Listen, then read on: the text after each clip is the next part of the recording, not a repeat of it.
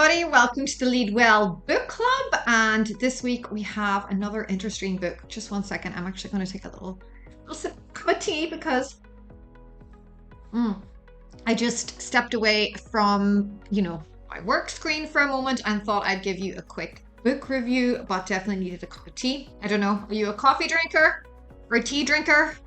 I'm Irish and a majorly big tea drinker. I just know if I start drinking coffee, it'll just be another thing that I take way too often. So I'm sticking with the tea.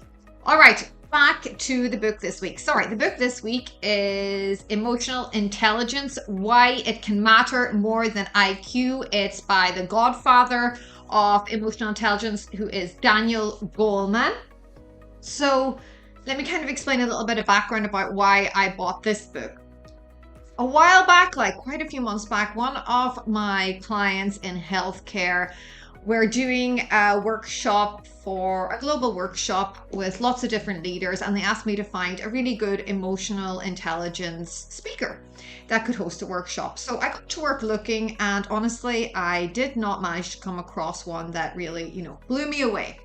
So we put forward a few recommendations. They ended up going another route with it, and it got me kind of interested more in the subject of emotional intelligence, reading more about emotional intelligence, and also doing a course myself.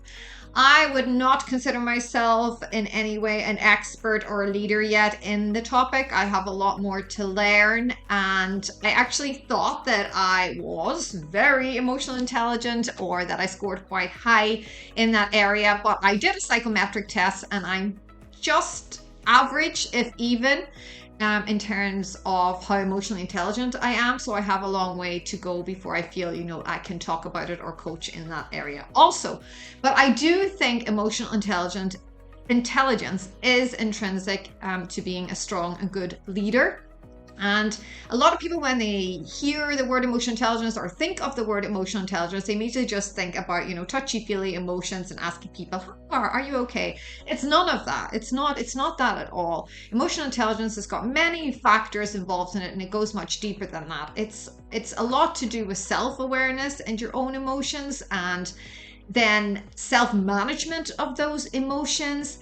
And then it's also to do with the social aspect, social awareness, other people's emotions, relationship management, and the environment overall, and then how that all interplays together. So it's not quite as simple as just, asking people how they feel, or it's all mushy-feely about emotions. It goes much, much deeper than that. So I would advise that you do read Daniel Goleman's book, or even just read a few blogs about emotional intelligence, or listen to a few videos about emotional intelligence to get you started, or just take a short course like I did to give you some of the basics to begin with.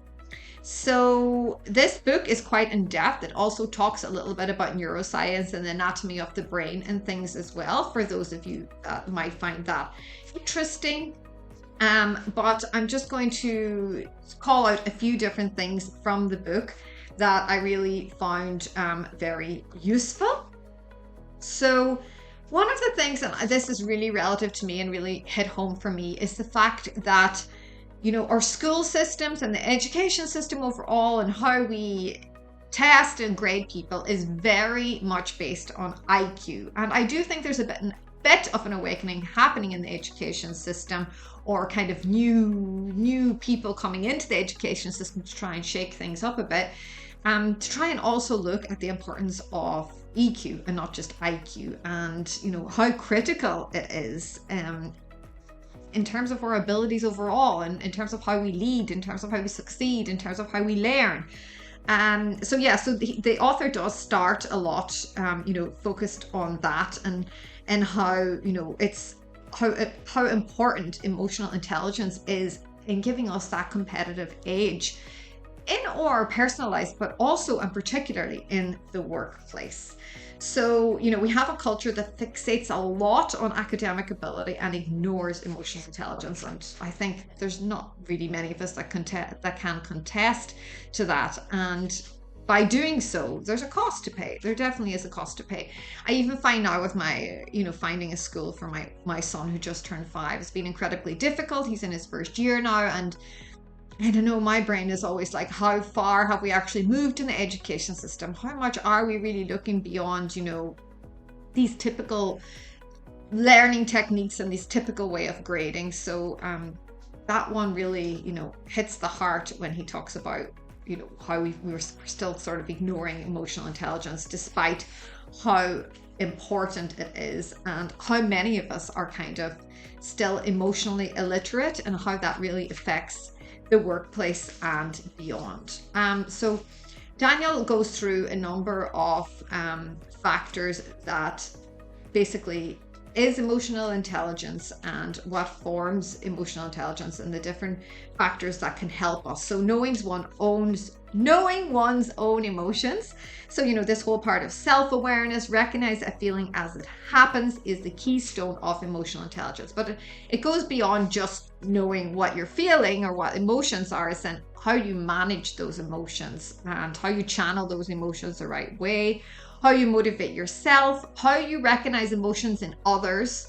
When I did the psychometric test, I am an empath, but sometimes to the extreme, and sometimes it's not always that helpful for me. So it's about finding a balance also. And then obviously handling relationships, the art of relationships, and the skill in managing emotions in others.